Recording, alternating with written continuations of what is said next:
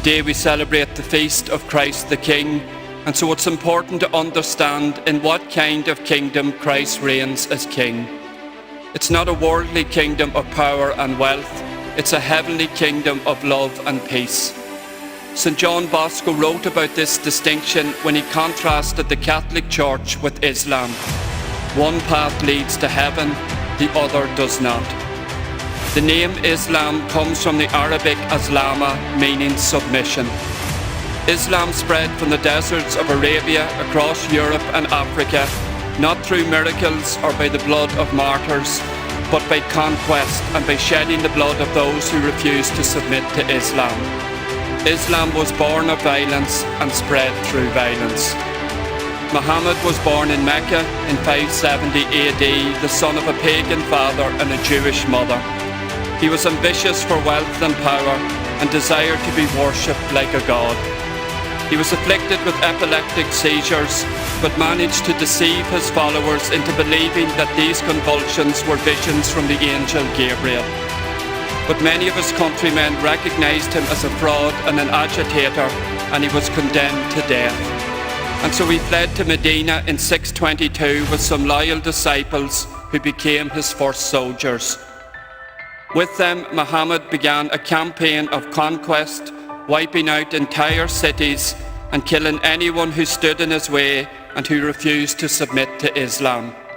It was not the gospel of peace, it was a kingdom of fear. Where Jesus said, "Love your enemies," Muhammad said, "Strike down the unbeliever." Where the apostles carried the cross, Muhammad's followers carried the sword.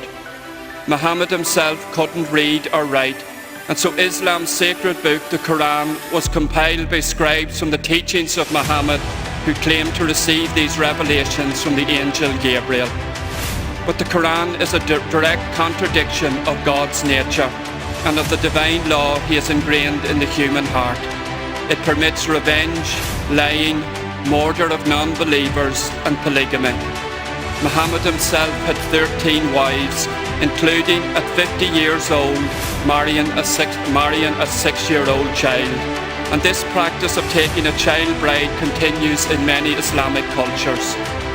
And so Christianity and Islam are not compatible with one another. This is the story of two kingdoms, one a kingdom of light, the other a kingdom of darkness. One born of love, the other born of force. For Christians, paradise is described as the vision of God. For Muslims, it's an eternity of physical and sensual pleasure. Christ founded his church through the blood of his own sacrifice on the cross. Muhammad built his empire by shedding the blood of others. Christ conquered hearts through peace and love. Muhammad conquered minds through violence and fear. Christ ruled with mercy and forgiveness. Muhammad governed through retribution and submission. Christ preached sacrifice and self-denial. Muhammad exalted the passions and sensual pleasures. Christ revealed himself through divine power, and by miracles witnessed by many, he healed the blind, calmed the sea, forgave sins, and raised the dead to life again. But Muhammad could perform no miracle because he wasn't sent by God. And Christianity sets man free through truth and love, whereas Islam enslaves man to his passions and to fear. Christianity redeems the soul, whereas Islam degrades the soul. For 2 millennia, the Catholic Church has outlived every empire, endured every persecution, every heresy, and every philosophy that sought to replace it. And yet the Church remains visible and unshaken because her foundation is not human but divine.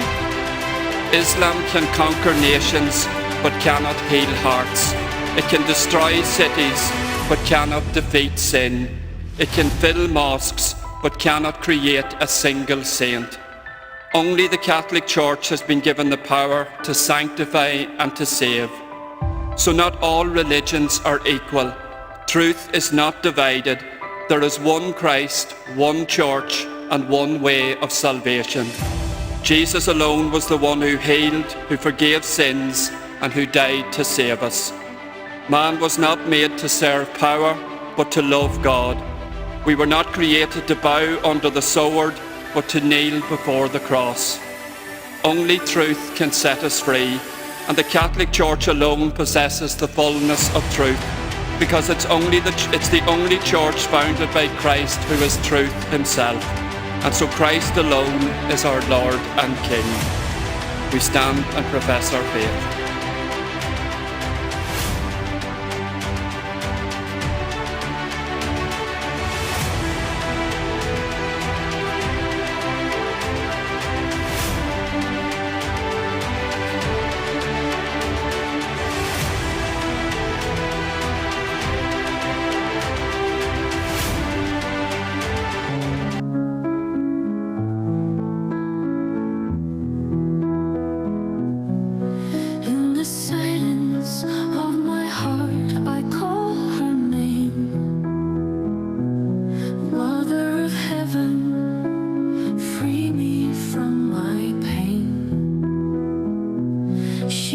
My prayer